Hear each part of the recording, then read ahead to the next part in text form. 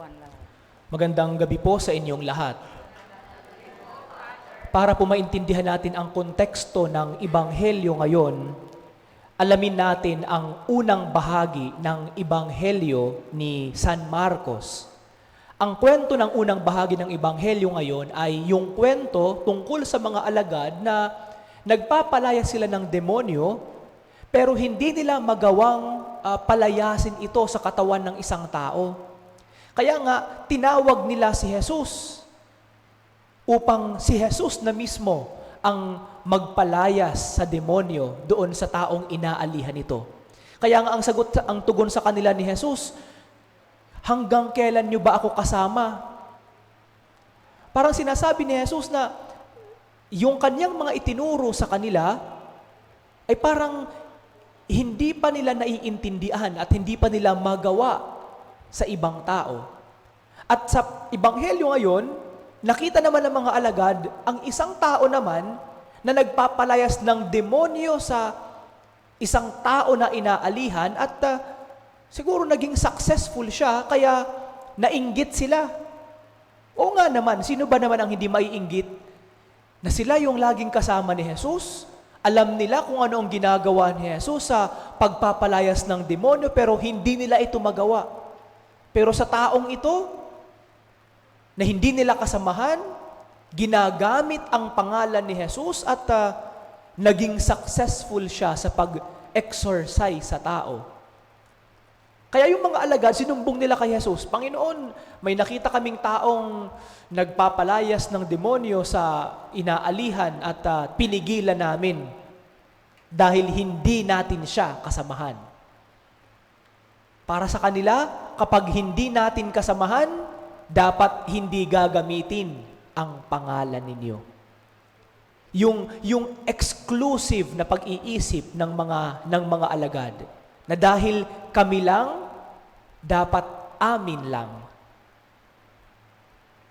Dahil kami ang pinili, dapat kami lang din ang may kakayahan at may karapatan na gamitin ang kanyang pangalan. Ganito rin po tayo minsan. Isang classic example na laging pumapasok sa aking isip sa mga ganitong ebanghelyo ay yung halimbawa ng bagyong Yolanda. Sa napakaraming tulong na bumuhos sa mga nasalanta ng bagyo, iba't ibang ahensya, hindi lamang gobyerno kundi mga organizations ang tumulong sa mga nasalanta. At may iba sa kanila na hindi Katoliko. Ang iba sa kanila, Muslim, yung Red Crescent, equivalent ng Red Cross sa atin. At doon sa amin, may ibang mga tao na nagsasabi na pag tinanggap nyo ang tulong nila, magiging Muslim na rin kayo. Mga ganong pag-iisip na napakakitid. Dahil iba ang kanilang pananampalataya, iisipin din natin na ang kanilang pagtulong ay mayroong hidden agenda. At siguro, hindi na natin kailangang lumayo. Maging sa ating parokya at sa ating simbahan. Yung mga tao na gumagawa ng kabutihan, pero hindi naman maayos ang ating relasyon sa kanila, pinipigilan natin. Yung mga tao sa ating sariling mga pamayanan, na bagamat gumagawa ng mabuti, ginagamit ang pangalan ng simbahan upang gumawa ng mabuti, pero dahil hindi pala simba, pero dahil hindi nakikita sa simbahan, ayaw natin silang gumawa ng mabuti.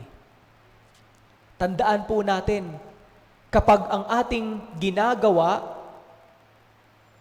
at sinasabi sa ibang tao ay nagiging dahilan upang magkawatak-watak ang mga tao, hindi po ito nanggagaling sa Diyos. Ito po ay nanggagaling sa demonyo. Isa po yun sa mga palatandaan ng demonyo. Ang demonyo, hindi siya magtitipon ng mga tao, kundi maghihiwa-hiwalay siya. Ang paraan ng demonyo, kailangan niyang paghiwa-hiwalayin ang mga tao. Pero ang paraan ng Diyos, tinitipon at pinag-iisa ang lahat na nagkakawatak-watak at nagkakahiwa-hiwalay. Yun po ang palatandaan at difference. Kaya kung ang ating ginagawa, kinukonfuse natin yung mga tao. Kung ang ating sinasabi, isang pagpigil sa kabutihan na ginagawa ng isang tao, ang ating ginagawa ay paraan ng demonyo, hindi po paraan ng Diyos. Dahil ang paraan ng Diyos, bagamat iba ang kanyang pananampalataya, hindi man siya palasimba, wala man siyang paniniwala sa Diyos, pero ang kanyang ginagawa ay tumulong sa kapwa, iangat ang buhay ng kapwa-tao, ipaglaban ang karapatan ng tao. Ginagawa niya ang mga bagay na para sa Diyos. At hindi po siya kalaban ng Diyos. Siya po ay kasapi ng Diyos.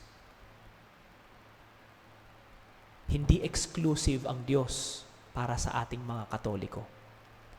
Ang Espiritu, ginagamit niyang instrumento ang bawat isa, may paniniwala sa Diyos o wala, upang ibahagi at ipakita ang kabutihan at pagmamahal ng Diyos sa iba.